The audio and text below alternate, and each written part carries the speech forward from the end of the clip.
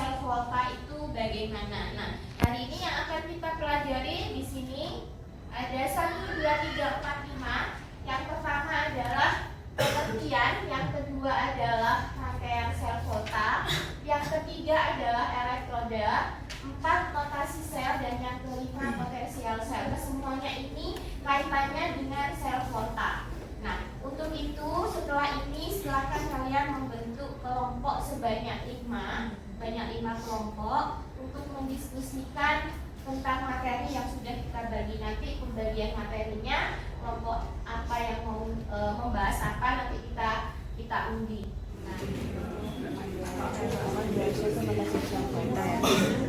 Di awal aku cuma jelasin kayak komponen sel volta itu ada apa aja, terus nanti intinya bakal membahas notasi sel volta.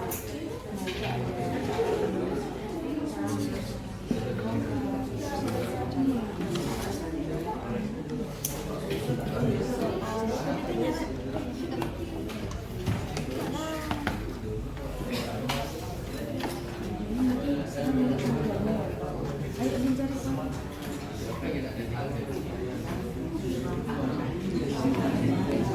merupakan sel elektrokimia yang dapat menghasilkan energi listrik melalui redoks yang spontan.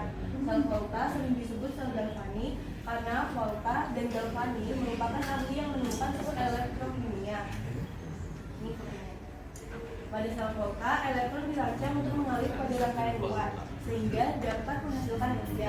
Agar terjadi seperti itu, maka reaksi oksidasinya harus dipisahkan dari reaksi reduksinya.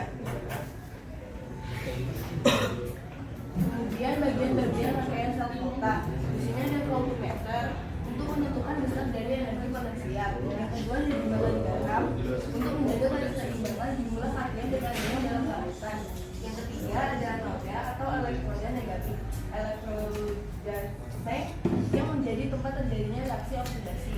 Kemudian yang terakhir ada katoda atau elektroda positif. Elektroda tembaga yang bertindak sebagai tempat terjadinya reaksi reduksi. Kemudian rangkaian sel volta ini terdiri dari 2 elektroda yang terhubung, jembatan garam dan juga lapisan elektrolit di mana elektroda itu ditempatkan. Cara kerjanya itu dengan memisahkan 2 bagian reaksi redoks, yaitu setengah oksidasi dan setengahnya lagi reduksi. Transfer elektron yang terjadi pada saat rangkaian sel volta dijalankan menyebabkan munculnya aliran listrik.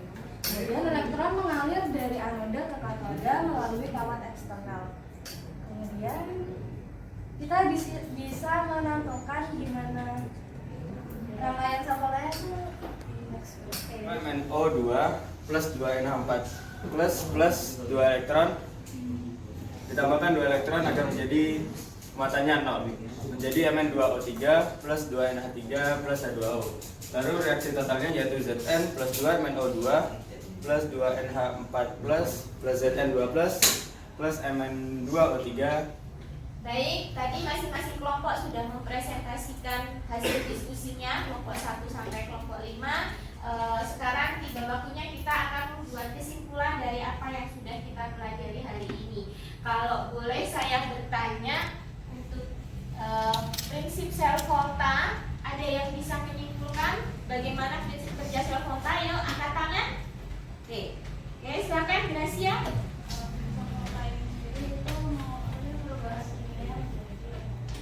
Perubahan kimia menjadi energi listrik. Contoh sel volta yang sering kita temui di lingkungan sekitar, silakan angkat tangan. Angkat tangan. Siva, silakan. Contohnya itu ada baterai lithium, aki, sama baterai nikel kadmium. Oke, ya terima kasih untuk kesimpulannya. Baik, untuk berikutnya kita akan close test. Nah, di depan itu sudah ada link yang bisa kalian akses. Sudah saya kirim ke WA juga linknya, silakan diakses. Sudah bisa semuanya, silakan dikerjakan soal yang ada untuk mengukur kemampuan kalian pertemuan hari ini.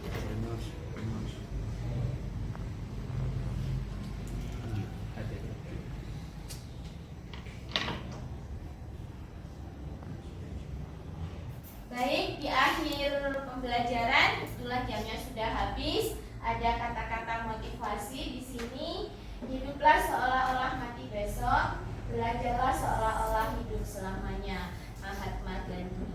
Oke, kita akan bertemu di pertemuan berikutnya. Kita akan sel elektrolisis, lalu kemudian kita agendakan untuk praktikum di lab. Mungkin sekian dari saya, semoga yang kita pelajari hari ini bermanfaat. Terima kasih. Wassalamualaikum warahmatullahi wabarakatuh.